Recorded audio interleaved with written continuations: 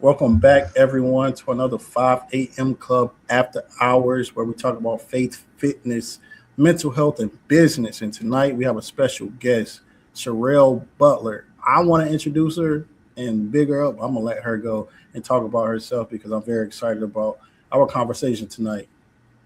Yes, yes. Well, first, I want to say thank you for this opportunity. But hello, everyone. My name is Sherrell Butler. I'm a senior Scrum Master for Marathon Petroleum Company. I'm also the founder of Tech Your Way, a nonprofit dedicated to advancing AI and digital literacy for youth. I'm also a self taught vibe coder and just AI enthusiast. So I'm so happy to be here with you all today. Yeah. As you know, as we all know, AI is the big talk. It's like the internet again. Everyone is talking about AI, whether it's data centers, quantum computing, AI agents, trying to take away some of that workload from business owners and other organizations. But before we get into I want to learn more, and I know the audience wants to learn more about your journey. So tell us about your journey. Where did you start? How did you even get into AI? Tech your way. We're going to talk about all of that, but where did you start? Yes, thank you. So I love to tell this story because I did not start with the technology background. I was just an AI native, a digital native, just grew up on the computer. So I always had a love and a passion for learning. And I say that because, I grew up in Detroit, two parent loving household, but under resourced community. So what I mean by that is that I didn't really have any guidance or role models. Nobody really went to college around me, but I did go. So I went to Ferris State University for business. Then I switched to nursing. So like my journey didn't start traditional. I was like one of those people that was just kind of like all over the place. Like I grew up in the hood and I just knew I wanted to be far away from there. But I finally found success in real estate, right? So I'm learning systems there. I'm learning big high end sales, how to communicate, problem solving. So I learned a lot of valuable and transferable skills in the real estate market. And then from there, after having my daughter and just wanting a little bit more stability for myself, I was like, you know what? Sales isn't for me anymore. Flipping and chasing clients.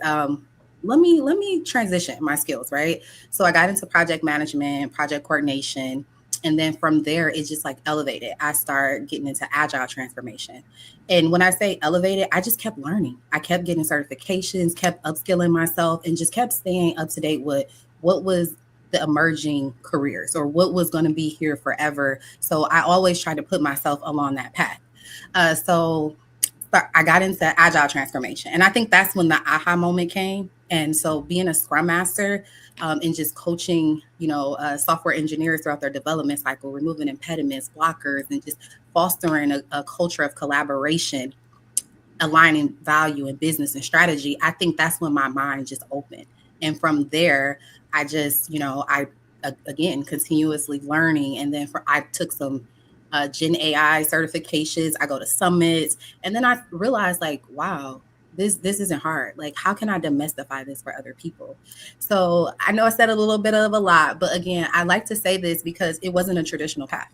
So if you hear what I said, I went from, nursing, business, uh, real estate, customer service. I did a little bit of everything. I just leveraged all those skills. So when I got into that project management, digital transformation space, and then AI became a new thing, I just kept upskilling, and now I'm here. Yeah, so what I'm hearing from you is you tried a lot of things until you got successful at a few things. And I think agile lives in a lot of different things, different avenues that people don't even realize. So most millionaires and billionaires, they talk about hurry up and fail. It's not really hurry up and fail. It's more so hurry up and try it to see if it works and then improve on what the knowledge that you do have going forward. And that is amazing. But I do want to go back to something that you said. You say you grew up in the hood, in Yeah. underserved, under resourced neighborhoods. So let's talk about what it was like growing up there and how that made you the person that you are today. Yes. So, I grew up in Detroit, and I think it made me the person I was today because at a young age, I faced a lot of hardships in just like real life situations. At 9 years old, my brother was incarcerated for life. So that threw a big turmoil, in my for my family. And then like around 12 or 13, my daddy got incarcerated as well and indicted, like a whole federal case. Door kicked in. So I did not grow up, in this fancy lifestyle. Like I really grew up like a movie. But how did it change me? How did it impact me? It really just taught me like the difference between survival and opportunity, I would say, like in my age right now. Because when you grow up in the hood, right, you learn to survive, you learn to figure it out, you learn to be resilient, you learn that if you don't have the resources, you just go get it. But also surviving is just like very reactive. And then now I realize that, there's a lot of opportunities. And sometimes you don't realize the opportunities because you're always focusing on your problems. So, I say all that to say is that it built a strong character in me, right? And a lot of resilience, a lot of strength and determination, and just really honestly being able to see that there's so many possibilities out there. But yeah, I grew up in the hood and, I had loving parents, right? So, and that's another thing I like to say. Like, I grew up in a two-parent household and I had loving parents, but they didn't finish high school. They didn't really understand the power of having a college degree. They just wanted me to get a job and, go work my way up. So for me, I just had to keep seeking knowledge and just like find myself. So, oh man, that hits home for me as well. I didn't grow up per se in the hood, but I grew up in a small town that was pretty much underserved and like the hood. And I ended up being in different hoods because of that. And seeing your parent and your brother, your dad and your brother go to prison, it's hard because I've encountered that myself, seeing my dad locked up in and out of prison, and then when he got out and I felt like he was getting his life together. That's when he lost his life. But it does take a strong person to deal with the in and out, the inconsistencies of not knowing what's going to happen next. And I think that's what the hood does. So neighborhoods that are underserved, you never know what's going to happen in those neighborhoods. It could be police, it could be your peers, it could be any obstacle that could keep you from getting to the place that you can go to. And it's just amazing to hear you say that. But I do want to go deeper into like the impact that it had on your life when you saw your brother get get locked up. I want to know about that. How did that make you feel? At that time, I was confused. Like I was so confused. I don't really share this, but the day my brother actually got arrested, I was in a car with him. So the police pulled all the guns out on us. I'm 9 years old. I don't think they handcuffed me, but I know for a fact I had to go into like a police car, go to the police station. So honestly, the impact it had on me was like, I don't like the police. Like so growing up as young as 9 years old, I did not like the police. I was just always like paranoid. But outside of that part of things, it just changed my life forever. It just really showed me that one decision, your environment, lack of opportunities could really like change your entire life. And I know a lot of people have loved ones that get incarcerated, and we're like, no, they're good people. But like, really, my brother was like a straight A student, getting scholarships to Ivy League schools, and so for me, it was very hurtful, to find that out as I got older. Like, wow, like, so how did this like? What happened? Like, what happened? So I think throughout my journey, I was always trying to understand my why. Like, why did I end up like this? Like, why is my life like this? But I realized that we don't all start from the same place, right? And I think it really increased my passion for like wanting to win, my passion for wanting to help others, my passion for being optimistic. Because again, when you hear my story, it's like in a book and you automatically just look at, a person that just lives a rough and wild life, but that's not me. So it also helped me like not judge people either, be a little bit more empathetic. But I would say the impact did a lot to my character, if anything. Yeah. Growing up with privilege and growing up the way that we have, it does give you a different perspective. And I say this because I know people that grew up with privilege and say, oh, everyone that gets locked up, they're bad people, or, everybody can make it out.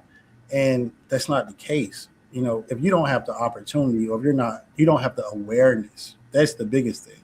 If you don't have the awareness of what can be, you'll only be what you are right now and what's around you. And that leads me to my next question, and I really want to hear your thoughts on this. Is Tech Your Way? How did your past shape you into even starting Tech Your Way, and how important is it to you to help kids get to better situations and get out of those communities? Yes, I always had a desire to help. Anybody that know me know that. Like, I'm helping. I'm doing your resume. You need to help with a typing test. Like, I'm helping. Right. So I think I always had it in me. Like, I always had a desire to help. But Tech Your Way really started when I just realized, like, wow, I make six figures. I don't live in the hood anymore. Like, that's not my reality anymore. I don't really even have to talk about it if I don't want to. And then I was like, how can I help people? Because I struggled to get here. So I'm like, but now life is, I'm not going to say easy, but having economic mobility makes it better. So then I was like, how can I help people? So it first started out with me having Tech Her Way. And I was just going to help like adults.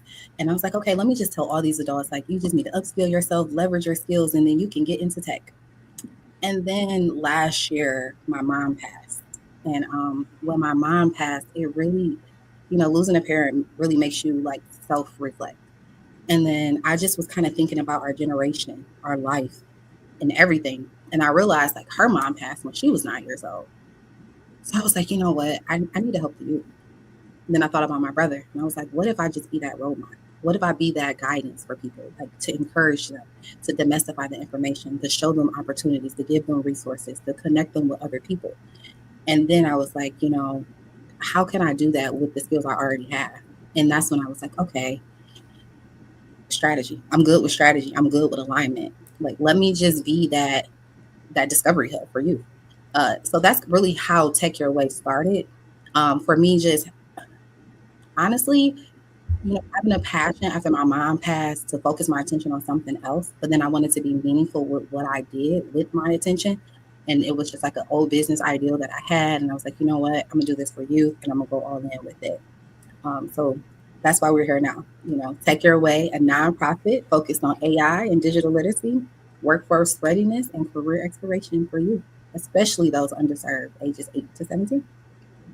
Yeah, I think you answered two of my questions I was going to Oh, ask next, but I love that. And sorry to hear about your mom passing. Just a parent passing that you're close to, because a lot of people have parents that pass that they're not close to. But when you're close to a parent, or you have that bond with that parent, it does make you self reflect. Because when my dad died, and I've had a few different people pass away on my end, but I'm not here to talk about myself tonight. I want to learn more about you. Um, it does help you become stronger, but it also can help you go into a downward spiral. And I commend you, and I give you your flowers on that, because you didn't let that stop you from moving forward. And a lot of people let that emotion, that black cloud, take over them, and then they just don't care about anything anymore. But you did the opposite. You used it for leverage and pushing you to do something great. And that's what I feel like Take Your Way is. Um, so, why do underserved youth need AI and technology exploration right now? yes. First, I want to say my condolences to you as well, losing a parent. I don't think it matters how long ago it was, you still feel that. So, definitely want to send my condolences to you as well. But why do the youth need it? Because our generation is consumers of technology. I can guarantee you, every kid has went on to ChatGPT, is playing Roblox, is creating images on AI, but they can't tell you anything about it. They can't tell you the systems, how to create it. They can't even explain what artificial intelligence is. So for me, what I'm noticing is that a lot of our youth are consumers, but how do we make them creators? And also is needed because by 2030, 90%, maybe 95% of the population will have to have digital skills in the workforce development. Is no if and buts. So before it was like an option if you learned the internet, if you learned the iPhone, but now that's not an option. So what I see with AI is that it's going to be a part of our youth generation. And how do we get them a part of it? How do we get them to start using it responsibly, creatively? and also so that they can become, the builders of our society. So for me, I think it's important to make sure our youth understand it, they grow with it, because this technology is going to be their future. That's amazing to have that perspective, because a lot of people feel like it's fearful, like, oh no, I'm not going to use it, or oh no, it's going to take my job, so I might as well just lay down and let it take my job. Oh, it's me, I'm not going to ever be anything. But you look at it in a different perspective. You look at it like it's a tool that you should use, and people are using. And I pulled up a statistic earlier. Over, well, just at 50% of all employees in the US right now use AI. I don't know about other 50%, but I was one of those people that use AI. So just adopting it early just puts you at a advantage, I feel like. And with you pushing it to the youth, that's going to put them at an advantage when everyone else is scrambling around trying to learn it years down the line. But they'll already have it because of Take Your Way. Um, how can AI help kids become creators? So I feel like AI can help kids become creators because once you start learning AI, you gain so many skills. So first, let's just say AI is artificial intelligence, right? It's computer systems that that require little human intelligence, right? They can do tasks without human intelligence. So it's already a part of like STEM, right? It's already a part of science. But what I've learned from learning AI, learning how to build AI, learning how to create with AI, it empowers so many different skills like critical thinking, problem solving, communication, confidence, creativity, prompt engineering. So it's so powerful. And I don't think people realize that, just understanding AI, learning how to use it, how it's adapting you so much for the future, and also how it's allowing you to be creative, allowing you to gain those skills that top employers need. And you don't realize that you're gaining them, once you're learning AI or you're using it, but you are. So for me, I feel like kids need to learn it because of the power that it brings to them. It's not just about knowing AI, it's the skills that you're gonna accumulate from knowing AI, for me. And then also, it's going to be their future. We see it now. Everyone is using AI, so it's like, why should we not make sure our kids in underserved communities aren't left behind? Did that answer your question? Yeah, it did. It Okay. did. It did. And I think with kids in underserved communities, they are the last ones to receive anything from supplies to even internet service. Because when I was growing up, and you're the same age as me, but like in the 90s, it was like you had the antennas on the TV, like you barely could get cable or satellite TV. That was like for other people. But now it's like the internet is something that most people feel like everyone has, but it's still people out here that doesn't that they don't have internet or like mobile ways of connecting to the world. And I got lost in the world because I'm like on the other side now, and I'm saying, well, everybody uses a phone. No, everyone doesn't have a phone. Those Obama phones are still flipped, and they don't have the type of resources, and you can't utilize it the same way that an iPhone or Android or any type of phone that has the internet at your fingertips. They can only really just call people. I don't even know if you could text on an Obama phone. I don't know, but that's for another conversation. No, I agree. And another reason why I understand exactly what you're saying, because those people you're talking about is still my family. I came from under resourced community. They're still there. Some of them, it's just generational. So I do still have family in that space with the Obama phone. My mom used to call it your backup phone. But yeah, like, and you're right. And I feel so connected to the community because I see it. Like, I am that person in my family that's like trying to ramp people up, like, hey, download this, learn this. So, that's another reason why I'm so drawn to this because, like you said, you didn't even know people are out there that's like that. But I see it every day. It's like it's in within, my circle. So I'm like, okay, how can I help? And making sure like I'm helping my people as well because I see the problem. So it's so easy for me to see the solution because those people, some people read about, I see and talk to every day. it's my, some of my family. So, Yeah. it's personal for me as well. Yeah. So when did you figure out that you needed to be that solution or that bridge that gap between underserved and AI technology, more resources? When did you really walk into that space and say, this is what I'm supposed to be doing? I know you mentioned your mom, but can we go in depth about that? Yeah, I think it's honestly someone referred AI to me, like open AI, honestly, in 2022. Like someone told me, like, hey, know, you should use this tool. You work in tech, like it's gonna help you. And they kind of showed me how to use it. So for me, that's, I realized like, okay, how can I do that for other people? How can I do that for the youth? Like, how can I be that person that passionately wants to see people win, wants to help them?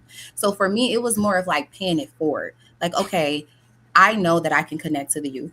I know that, I come from certain areas. I understand certain situations. So for me, I feel like I would be the perfect person to lead an organization that can actually connect to the youth, understand like where they are, right? Because I can't just come to everybody and say, hey, come learn AI. So, we created Roblox game development courses to try to meet people where they are. Okay, so all your kids are, playing Roblox. How can we get them to create with Roblox, right? So I think I just had a mind of like a solution mind, like, okay, just assessing my communities, my environments, and like, how can I convert them? Because I know they're all native digital users. Everyone is. Even the kids, they are. But like, how do we get them to a space where they're learning about this and they're creating with this? And I think for me, like, honestly, it's just, I can't say outside of just knowing, like, I knew AI, I upskilled myself and I'm like, okay, this isn't hard and it's still growing, right? So you're still going to grow with it. No one can just come out and say like they know everything about artificial intelligence. That's not true. The landscape, the framework is still evolving. So it's a perfect time to kind of get in and grow with it. So for me, I just kind of seen the opportunities. And then I just, honestly, I'm just going to be truthful with you. I just felt like I understood firsthand what it's like being an under-resourced youth. So I was just like, I gotta find a way to connect the dots. And it's just, I don't know. Like people ask me that all the time. Like, why did you want to do that? I'm like, honestly, just to help. Like, I just want to help. Like, I just felt it. Like, I can see myself helping people. And it could be because, I know the statistics and I'm like, okay, how can I help? And I truly believe we're all put on this earth to serve. So God didn't put us here to just take. We're supposed to serve and move in the steps and be like Jesus, serve, give back, understand people, be empathetic. So I truly believe that it's a calling for you. And it's like, even us, I say it all the time, like me and you connecting. I feel like that was divine because, we don't know each other, but the way that we talk back and forth and we understand the value of underserved youth, how we should serve others, wanting to help. It is very few people out here that are like that, and I'm not going to say it's not possible to meet people like that, but everyone is like, oh, scam, oh, don't do this, don't do that. But it is truly gratifying to see someone else that has the same passion that you do. Coming from myself.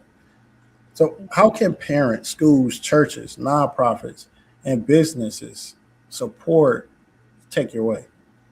Yes, through partnership, really. So like right now, if we can create discovery workshops for youth, if we can highlight like the programs that we have. So we do have some scholarship programs where Grow with Google partner. So I would say, giving us access to your youth. So we want to be like that partner, right? We're the partner that has the tools for you. And then we want to leverage your audience so that way we can connect the dots. So Tech Your Way, we have the curriculum, we have the resources, we have the people free, ready to work, in some cases. But we have the people ready to work. So we really just need partnerships, communities, schools, and people that would be willing to, donate to us to kind of help us with community events, workshops. So I would say really right now it's just that impact. We're looking to build impact. And the way that we can do that is through serving other organizations and serving youth. And I think the partnership with just collaboration would be the best way to help Tech Your Way right now. Gotcha. Okay. So, what kind of future can this create for underserved communities, partnering with businesses, organizations, nonprofit, churches, and putting all of them in? I wouldn't say in the same space, but going in doing these different events and helping organize with AI toolage. I'm sorry. I had a little disconnect there. Can you say that last part over? So how does this um, help create a better future for kids by partnering with everyone we just named? Churches, nonprofits, organizations, business owners, people that will sponsor and have you come in. How does that create a better future for kids? Okay, yeah, it creates a better future because we're developing a workforce pipeline, a workforce readiness pipeline for the youth. So by enabling these career and technical skills to the youth, we're preparing them for the future. And that's going to help us prepare the youth with those skills to bridge those economic gaps, to bridge those gaps of not, if your child isn't going to college and then they don't know which other route to go, like they have those technical skills, they have alternative routes. But most importantly, it's going to give us that pipeline for workforce readiness and career and college readiness for the youth. Because if you're learning these skills as young as 8, as young as 13, by the time you're 17 and you're 18, you're going to be a sharp individual. You're going to have certifications. Some of these certifications also transfers over into ACE college credits. So like the programs that we have, and I know we haven't got too much into them now, they're really there to set the kids up for the real workforce. So That's helping that, I'm sorry, go ahead. Like, go ahead, keep talking. I'm No, gonna let I was just gonna say, so if you were to kind of like, partner with Tech Your Way, help us, support us, just know that any youth that we serve, we're preparing them for the future. And it's not just a new shiny course. We're backed by Google, CompTIA, Cisco. So all of these big IT governing bodies to where these are real certifications that can go towards real life careers.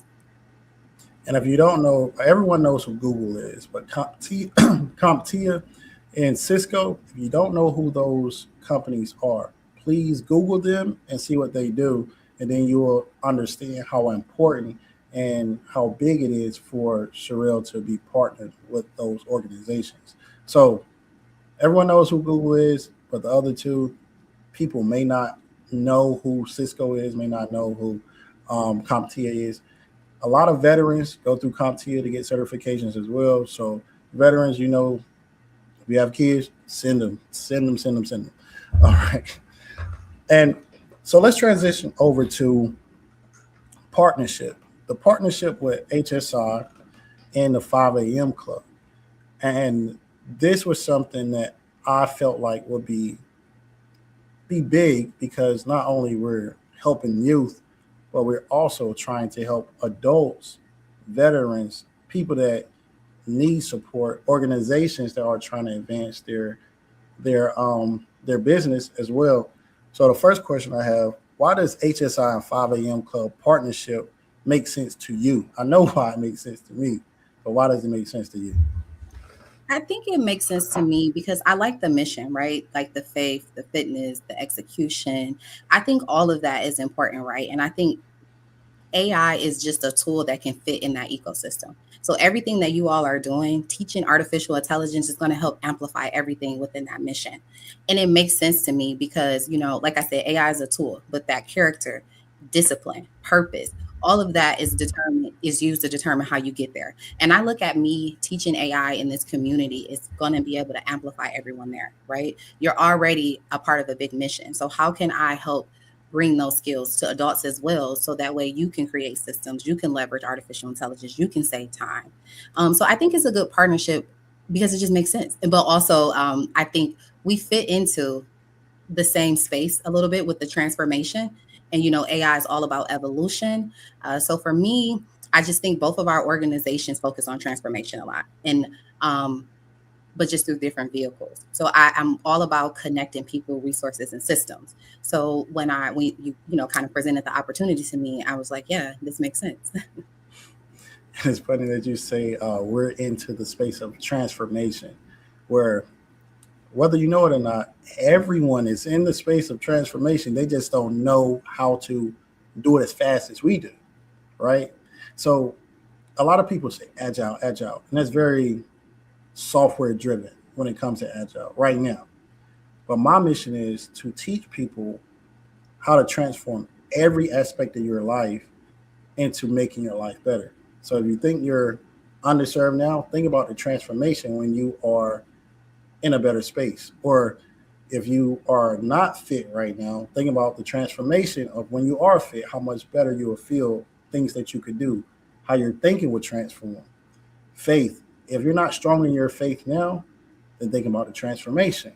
After you get strong in your faith, you will believe and you will know you can do anything as long as it's in alignment with a higher power. And even in business, we're going back to business now. The transformation in business, it's not just in software, it's not just in sales, it's not just in product development, it's not just in marketing. It's always a transformation when it comes to an outcome. So people say on sales calls, sell the transformation. I used to be like, what do you mean sell the transformation? I just want to sell the transformation. But that's what everyone does. When you go to church, people, I'm not going to say preachers sell the transformation, but they tell you about how your life can become better by following the disciplines and the things that are in the Bible and break it down to you and give you that good feeling. I know when people go to church, they come out of church, they're like, oh, I'm with it. I'm ready to go. I feel great.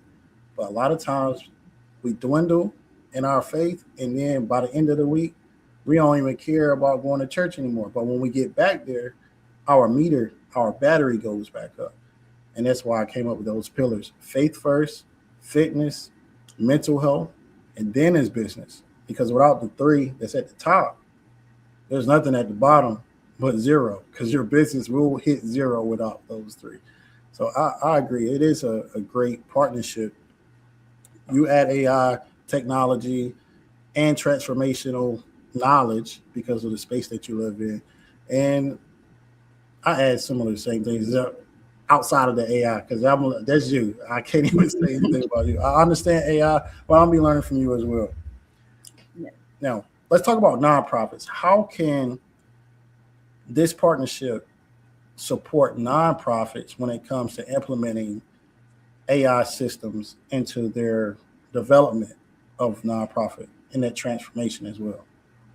Yeah. So the good thing about the partnership is that, we have a framework, right? It's called GLOW: grow, leverage, orchestrate, win.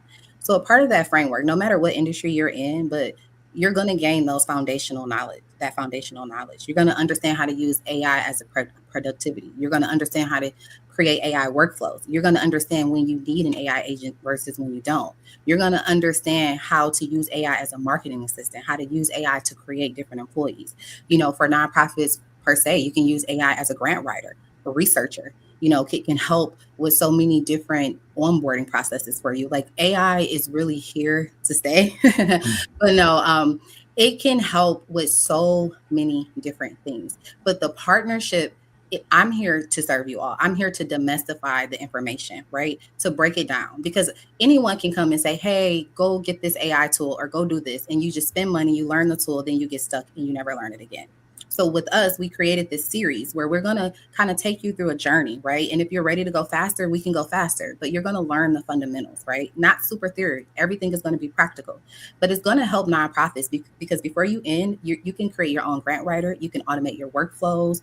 You can use it for marketing assistant. You can use it to help with financial assistant. Like, it's so many different opportunities out there with AI that can boost productivity for businesses, and especially nonprofits. And I feel like with our partnership, the way that we kind of, laid everything out in the learning journey, it's going to really equip people to not miss any part of it. I'm not here to just teach you how to create a system. I'm here to teach you how to understand what you're building. So that way, if you do want to build it yourself with an like an in-house team, or if you decide, I just want to outsource it, what you're outsourcing and what you're doing. And then also, getting those foundational knowledge is just going to help you understand where and when to use it for your business. So most importantly, I think one of the big key takeaways that I see with a lot of people for nonprofits, even for myself, grant writing, also content creation. So it's useful for so many different things. And I don't want to go down a rabbit hole, but I wanted to really make sure people understand that we're teaching the foundations. We're teaching how to create workflows. We're teaching how to save time, boost productivity. So I'm gonna shoot some shots at you, and I want you to catch them. So what I mean by this is I'm gonna throw a business out there, We're gonna have fun with this. I'm Okay. gonna throw a business out there, and you tell me how AI can help that business. Okay. All Okay. right, boom. So this is what we're gonna do. Real estate agent. Okay. So if I was a real estate agent, I would have like a home concierge. So I would have an agent. Like I would probably create an agentic system for this, like an AI agent. So you can have it to where if you have a website or someone text you or someone call you, let's say you're busy, right? So you have that home concierge. Someone texts you, text a realtor, I'm looking to buy a house. So you have a workflow put in place where the AI can either search your database, your MLS, whatever that you do have available. It can qualify the lead, like, hey, what are you looking for? Like whatever your criteria is, it can qualify the lead, and then it can also book an appointment for you. So that's just like a simple workflow. Let's say you're busy, you're working with another client, but you're missing phone calls. That can help. Sorry, I have a 5-year-old, so my daughter wanted to come say hi to everybody. Hello. Hello. Sorry about that. It's fine. It's fine. I have a 4-year-old, and he does the same thing. So don't worry. So that's real estate agent. Now let's go to fitness coach. Ooh, I like this one. Okay, so a fitness coach, right? So let's say you created an app, right? So now we're using AI to vibe code. So let's say you're a fitness coach, you create an app.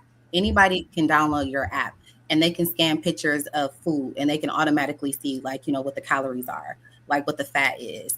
And then you can have like a personalized plan for them. So like, their weight, if it's a good food to eat or not.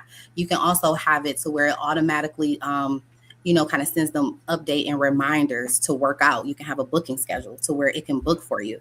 So now I'm thinking about AI is creating it in an app way. Like you can be a fitness trainer, and then like how could I create this app that could do everything that I wanted to do for my brand and my business? So those are the first thing that come to mind when I think of fitness. Like I would want an app where I know what I'm eating. Like if I just take a picture of it, and there's a lot of apps out there, but imagine if you were a trainer or a company and you had your special app for that without having to send someone off to go download, another app to see. So I think it helps with that. Like I said, booking. You can create something to where you're doing live workout sessions. Mm. So the power of AI is that you used to have to go pay a software engineer to do this, but once you learn how to vibe code, you can build this yourself. Ooh. All right, one last one last business. Let me make it good. Let me make this good. A startup, A any startup. type of startup, because in our space we've either worked for startups, but what is something foundational that AI can do for a startup? Hmm. Okay, foundational that AI could do for a startup. So I would say it could be your personal assistant, like your business advisor, your legal advisor. So you can create your own gym, your own AI assistant, and it could be your research assistant. So let's say, and I did this before. So when I wanted to start a business, hey, I want to start this business. Can you help me, market the research? I don't know how to get a 501(c)(3). How do I trademark this? So you can break out your business when you're a startup in the different areas, right? So you need legal, you need marketing, you know, finance. So you can really create an assistant that is experienced. So you'll prompt your assistant like, hey, you're an experienced financial advisor, you're an experienced legal assistant, you're an experienced brand advisor, you're an experienced business manager. And then you tell them your ideal, and then it'll just guide you to your creation. So I think for startups and foundational, to use it as an assistant, to use it as a knowledge base would be super helpful. And if I can throw out one tool, I would say perplexity.ai is a very good research tool as well. Let me write some. Let me get my pen and write something Yeah. down. Perplexity. I mean, but any of them, but I would say just train it. I would, if I were starting up a company, I would train it to give me knowledge. Okay. I'm gonna leave it there because I don't want to give too much. I don't want to give too much of the gym, too many of the gems, the dimes that you're dropping right now. Now we're going to talk about the rhythm inside of this ecosystem that we're creating. So lives will be public, but if you want to connect and ask Sherrell different questions, and you want to be a part of her her portion of the school where she'll be teaching about AI and how to use it, AI literacy, then it's not the same week of the live, but it's the 2 weeks later. So we are going in sprint type of vibe. Like 1 week is live, and then the next 2 weeks it'll be inside the school community. So if you're not on or you didn't catch this live, make sure that you join the school community. You can see the playback, the replay, and you can go to YouTube and see it because it's public. But those teachings will be private and it's only for school members. So that is the rhythm that we're going to be doing every month. So it'll be 1 day public, 1 day private. So keep that in mind, everyone. What part of your story made you serious about helping the youth? We're going to go back to the youth because I would really want to get back to Tech Your Way outside of this partnership. Okay, so you said what part of my story made me want to help the youth? Yeah, made you serious about helping the youth now, like in this very moment with Take Your Way? Yeah, I mean, I would say now, I did have mentors. I did have role models. I did have guidance. I went to church. I joined, organizations when I was young, different, community centers. So I think that part of my journey, just being connected to people who were willing to help, kind of showed me that, once I get in a position, I could be willing to help. So I think most importantly, it's just growing up in an environment with limited resources. And then when you get to a space where you feel like you have a lot of knowledge, you just want to be able to share it, and you want to make sure you make an impact when you're sharing it, right? So I could have, just went out there and just became an AI consultant and just went straight to helping big organizations, transform and adopt AI frameworks. But I wanted to take my knowledge and help the youth, and I'm like, okay, how can I pour into them? So I just being in my circumstances is the part of my journey that opened my eyes to know that, okay, if I learned this, or if someone came back, and kind of demystified certain things for me, then I should do the same for others. And when I say I had those resources, like, going to different organizations and different community centers, they weren't teaching STEM then, obviously, but they did teach a lot of other things, right? Like resume building, how to do interviews, different skill building workshops like in the community. And I just always remember that, and it stuck with me. So I always had this desire to help. And I feel like now I'm in a great position to do that, is because, I've been a digital transformation professional for over 7+ years now. I've been using AI. I've been a native to AI since 2022. I've done a lot of Google trainings and different Gen AI trainings. So I feel like I'm in a perfect position to be able to create a good roadmap to create impact for the youth, just based off all of the skills that I have accumulated. And with the enrichment day, because I want to talk about it, since we talk about why you're so passionate about doing it in this moment, we want to talk about the enrichment day, the community enrichment day enrichment regime that you'll be coming to and supporting. So what do you hope kids can take away after meeting you at this community event in Richmond on July 25th? Yes, I hope kids can take away that there is possibilities out there. I want to be that representation and show them like, hey, this is possible. Also, if time permits, I like to do little quick vibe coding sessions, where I take an ideal, right? Like, let's say, I have a youth, and I've done this before. Like, hey, if you could build anything right now, what would it be? And you'll be surprised how many kids have things on their mind, and then show them like in 2 seconds, right? I have so many different software where we can literally show them from ideal to prototype. So if time permits, I would love to even show them like, hey, this is possible. But most importantly, I want them to take away resources. So like we mentioned, we have programs for the youth. That's a little different outside of, HSI, but we have programs, live cohorts coming up where youth can gain these career and technical skills now. Hope, guidance. But most importantly, I would love for every youth that's there, that's willing, that's 13 years of older, to sign up for our AI and digital literacy Google professional certifications, because that is going to empower them. That's that first step. And through this partnership, with you all, we are going to offer those resources to your community as well. So anyone there that's qualified will definitely be able to get a scholarship, and we can start a cohort program where we're teaching the youth and we're upskilling them. So what's the age that you are looking for? So give me the smallest to the oldest, the youngest to the oldest. Sorry, not smallest, the youngest to the oldest. Okay. So yeah, so for the purposes of the The Richmond event, we're going to say 13 because at 13 you can legally get the Google Career Certification. So 13 years old would be that audience that we're trying to attract as the youngest, like those middle schoolers, going right into high school. How do we guide them? How do we make sure that they're on the right path as they're going into high school? So I would say 13 is the youngest. But the youth nowadays is what, as old as 24. But 13 is our starting point for this program, and it's usually 13 to 17. But again, we're here to empower people. So yes, if it makes sense and there's other folks that's there that's maybe 18 to 24 and that they may be interested, then we'll offer that opportunity to them as well. Because I just feel as if you're seeking the knowledge, I want to make sure that you have access to it. But yeah, so for the Richmond event, as young as 13 for the Google Career Certification, because that's what we're trying to do. We have live cohorts coming up where we want to make sure our kids are getting upskilled, they're getting these certifications, they're understanding AI. So yeah. It's so dope. It's so dope. My son he just turned 14 in May, so he will be in there.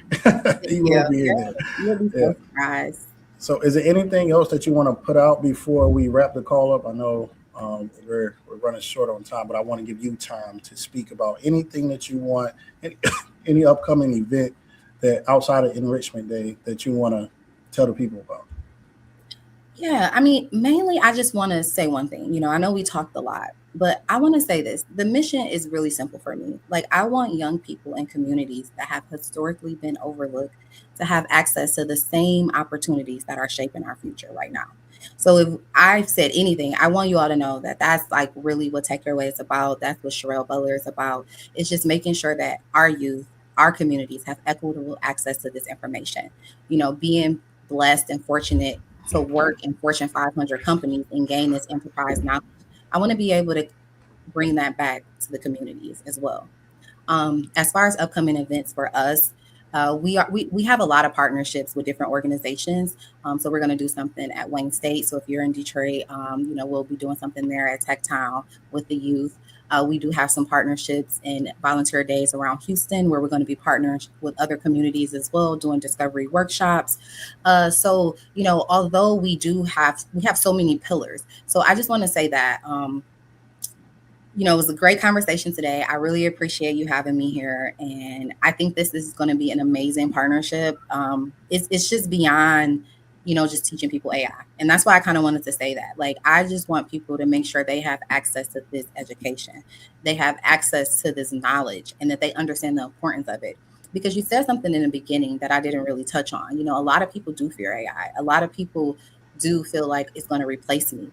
But what I want people to understand is that we're going through a digital evolution, and it's no different than the Stone Age, than in the industrial age. You cannot escape it, right? So, in the Stone Age, right? People didn't think there would be cars, and then there were cars. So I want to show people that that's what we're going through right now. It feels weird because it's new and we don't understand it. There's no history behind to tell us what happened, and we're living in it right now. So no, I'm not here to say, hey, you need to learn artificial intelligence. I'm here to make sure none of us is left behind. I'm here to speak to you in a way in plain English like this so that you understand that we're going through an evolution. So if you don't learn it, you will be left behind. And that is so true. And I'm glad that you went back to that. And before we end, I do want to magnify some things that we are working on with Sherrell as well. Not just underserved youth, not just adults, not just specific area groups right now. Of course, I'm a veteran, so we are working on different resources and different things that we could do with veterans and a few other groups to help, even with reform, prison reform. We have connections across the world that we will be pushing AI literacy too. So that is in the works, but stay tuned. But for right now, Tech Your Way and helping the youth is the main focus. But coming soon, it will be open to other people as well. So again, thank you, Sherrell, for joining. That's 5 a.m. Club After Hours. And until next time, guys, peace. Thank you.